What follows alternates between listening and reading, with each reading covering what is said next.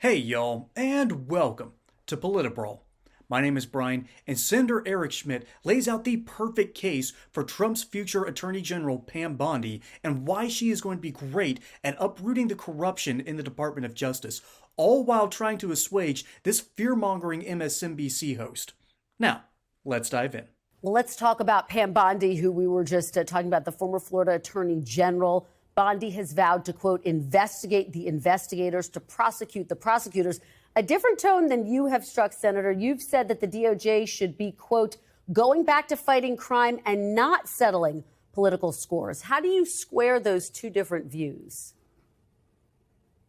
Well, I will tell you that Pam Bondi has a track record. She's a very serious person. And I think she's seen the weaponization. Everybody's seen this weaponization of the Justice Department over the last 4 years. It really is a tragedy for a once respected agency that has gone after Catholics. It's gone after parents who showed up to school board meetings under the auspices of the Patriot Act. This is in the United States of America. And then clearly weaponized that department, Joe Biden did, and Merrick Garland, to go after their chief political opponent. And I'll tell you, Kristen, the arc of that story is really terrifying if you care about the Republic. After the midterms, Joe Biden said that there was no way President Trump would ever be back in the White House. After that speech, these zombie cases were resurrected. The number 3 person from DOJ went to New York, and you had the Alvin Bragg case. The number 2 prosecutor in Atlanta went to the White House and coordinated. You saw all these cases resurrected. They all fell apart under the weight of the law. And so I do think there needs to be accountability. I think that getting it back to crime fighting is important, but there has to be accountability for these kinds of abuses. Okay, what specifically does accountability look like, Senator? Are you suggesting you want to see Special Counsel Jack Smith, Attorney General Merrick Garland prosecuted? Is that what you are implying? Well, no, I think accountability means first and foremost, the people involved in this should be fired immediately. And anybody part of this effort to keep President Trump off the ballot and to throw him in jail for the rest of his life because they didn't like his politics and to continue to cast him as a quote-unquote threat to democracy was wrong. And so we'll see where that goes. But I just don't think in this country, unless we want to be a banana republic, I don't want to see that happen. You can't have the Justice Department abused in this way. Pam Bondi is a smart, capable, tough person who I think is going to restore respect in that department. So she has your vote, Senator? Oh, absolutely. I intend to help Pam Bondi get the votes. I know her well. She's a friend. I've come to respect Pam Bondi. She was a great attorney general in Florida. This is a home run by President Trump. Great answer. And y'all, I don't even know that much about Eric Schmitt. He's a senator from Missouri, and I automatically trust Missouri because they keep on churning out people like Josh Hawley. And their current attorney general is just on the ball, is fantastic at what they're doing. And then there's another state that I really trust right now in the political process, and it's Florida. And those two states, I'm not sure what Missouri does, but I know Florida. Florida is different from a lot of southern states because a lot of southern states were rural in their origins, so most of their legislatures are usually during short stints. For instance, in both Kentucky and Georgia, of which I've been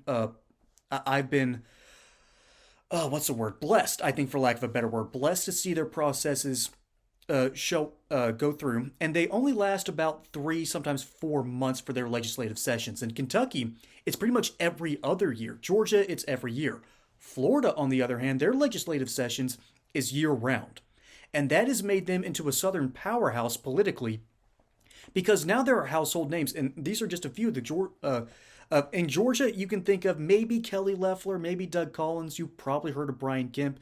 Kentucky, honestly, outside of Rand Paul and Scott Presley, there really isn't much going on. Sorry, Scott Jennings. I'm thinking of something else, but you can't really think of too many politicians from that state. Here's Florida. Ron DeSantis, Rick Scott, Marco Rubio, Byron Donalds, Anna Paulina Luna, Matt Gaetz. That's just off the top of my head. There's Suarez, the mayor of Miami. They have a completely different system going on there that allows more people to sort of rise to the top and rise to prominence. And because of that, I really trust their judgment. And Pam Bondi has been the attorney general, and she helped Trump during the ridiculous impeachment trials. So, yeah, she's got the stamp of approval for obvious reasons. But then the Senator Eric Schmitt, from the legal background of Missouri, and you get you give your stamp of approval of an attorney general from another state, that means something. That means that this senator trusts this woman to get the job done.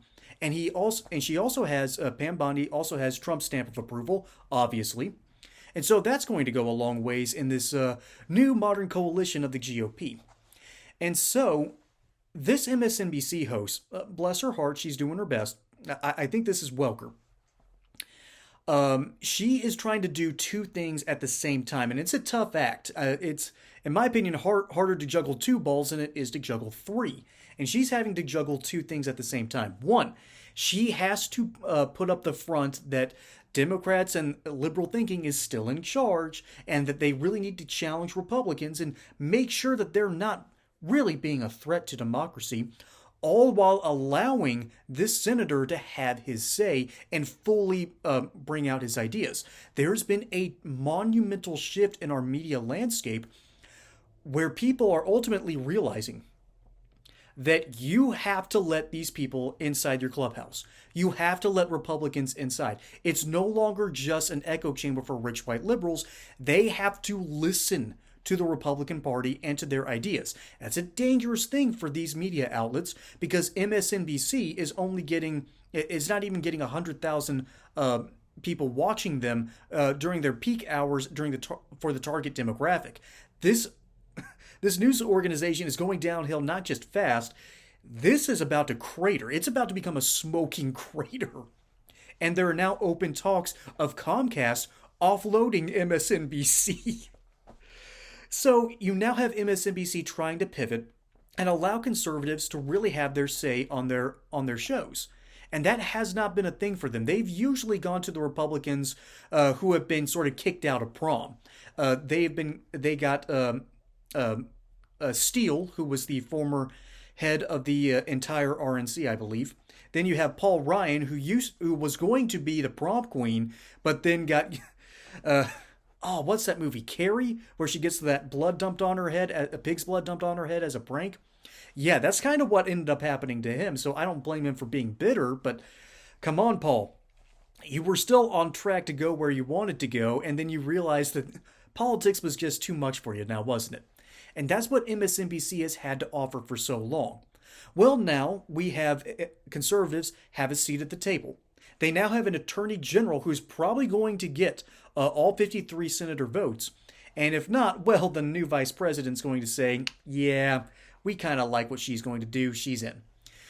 So J.D. Vance will be that tiebreaker, but I don't even think it'll get to that point. And what's going to happen is she's going to investigate why the Department of Justice went after Catholic parents, and this is exactly what the senator just said, why they went after Catholic parents for being anti-abortion, why they went after normal parents who went to the school board meetings and say, hey, I don't want this crap being taught to my kids.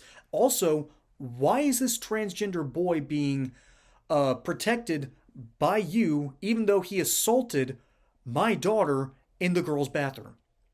Those kind of questions got people thrown on FBI watch lists, which is a ridiculous thing in the United States, not to mention a complete miscarriage of justice. But that's what these lefties, that's what these liberals want to investigate. They don't want to investigate crime. They don't want to investigate actual issues. They don't want to go after the cartels. They don't want to deal with illegal immigration. They would rather go after working class and middle class parents who have done nothing wrong other than to protect their children from the ills of their own education system. This is something that our Attorney General, our incoming Attorney General, is going to have to investigate because our parents in America deserve justice and they deserve to have their rights protected, particularly their right to free speech, their right to assembly, and their right to question why the education system has got so insane. But those are my thoughts. Let us know what you think of Pam Bondi below. My name is Brian. Hope you enjoyed that segment here on Politibrawl. Don't forget to like and subscribe. Catch you on the next one. And until then, y'all have a good one.